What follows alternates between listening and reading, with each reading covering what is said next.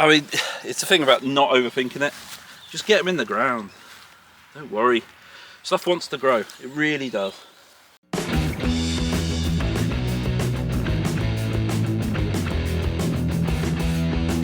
I had 2 trees die down here on the same kind of line actually, so it makes me a little bit concerned. Maybe there's something wrong with the soil or something. But I'm going to throw caution to the wind and plant a couple more. Well, I've got 3 here. I'm going to plant another one a bit further up. And again, it's a little bit shaded by the oak tree.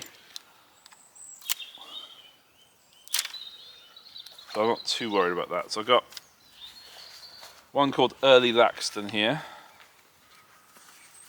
which can go just in front of this. I'll probably leave these ones in for now, the old ones. Kirk's Blue, which is an irregular cropper. We've got Edna. Oops. And we've got Early Laxton. So Early Laxton's going to go here. I'm keeping these trees fairly close. The idea is they form nice little kind of lines of trees that I can trim up easily in the late spring.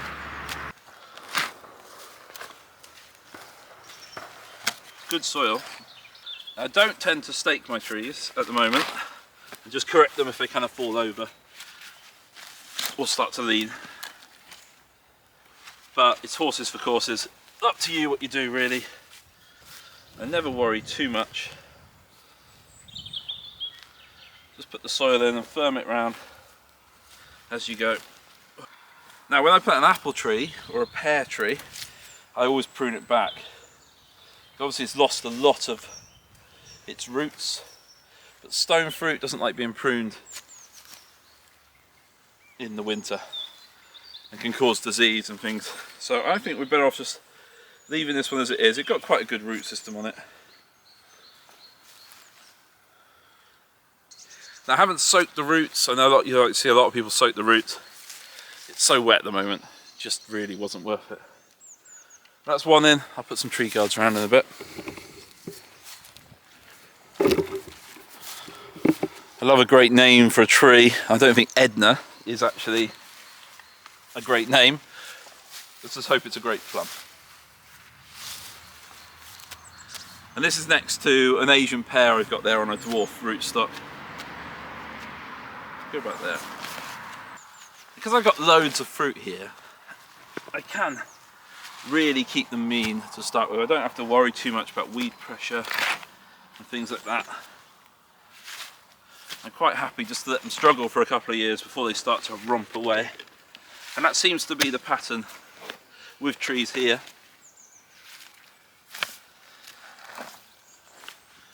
They take a few years to establish, a good few years, and you kind of wonder if anything's actually going to grow.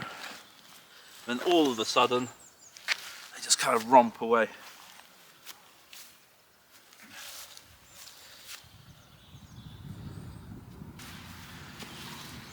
Now everyone's got their own methods for planting trees, and I'm sure some people will criticise me for how little care I appear to be taking with these. But to be honest with you, I've planted thousands and I've not had many failures. If I was in the garden, yeah, I probably would put a bit more care in, try and get them going a bit faster. But I'm hoping on the small holding we've got time and we've got space, kind of let things do it their own way. The only key thing when planting the fruit tree is you've got your scar. I'll show you on the next tree.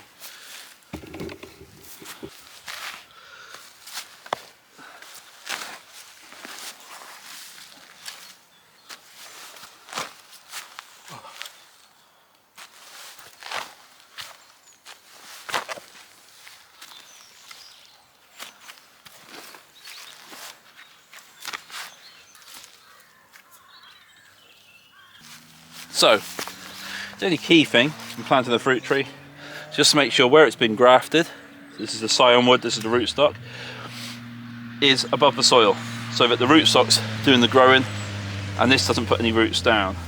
That's all we've got to worry about. The hole could do with being a little bit bigger. Yeah, you can put in bigger holes. Yeah, you can do square bottom holes, which are meant to be, the research shows square bottom holes are much better for like kind of making the roots go.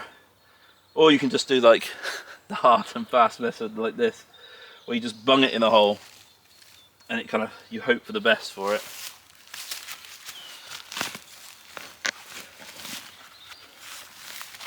I'm happy doing this. Oh, get a bit of twine on the roots, don't want that. Take that off.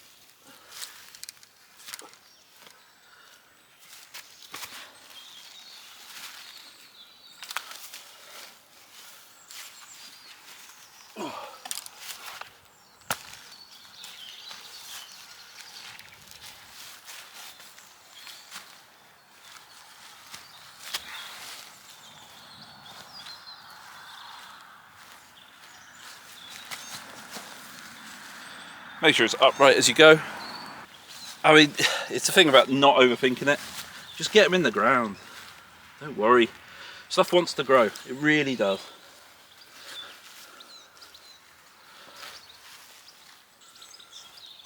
Especially in this soil.